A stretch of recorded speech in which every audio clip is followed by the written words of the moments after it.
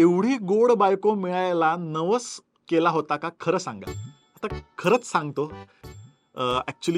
खरंच नवस केला होता आणि त्याबद्दल मी एक गोष्ट लिहितोय. महागुरूंना आम्ही अप्रोच पण झालेलो आहोत. नवीन चित्रपट आम्ही घेऊन येतोय. बायको माझी नवसाची. तर स्क्रिप्ट म्हणजे महागुरू भेटत नाहीत आम्हाला. एकदा त्यांनी स्क्रिप्ट ऐकली ना, म्हणजे लगेच खिशातनं ₹500 मला काढून देणार आहेत ते आणि आम्ही लगेचच चित्रीकरणाला सुरुवात करू. मग नक्की काय नवस होता? तुम्हाला आगामी बायको माझी नवसाची याच्यात समजू शकेल. उर्मिलाताईबद्दल काय वाटतं तुम्हाला? सध्या खूप फेमस पर्सनॅलिटी आहेत त्या. त्याबद्दल काय वाटतं? काय वाटतं ना मग? छान वाटतं, प्राउड वाटतं, भारी वाटतं खूप आणि काय बोलू याच्याबद्दल?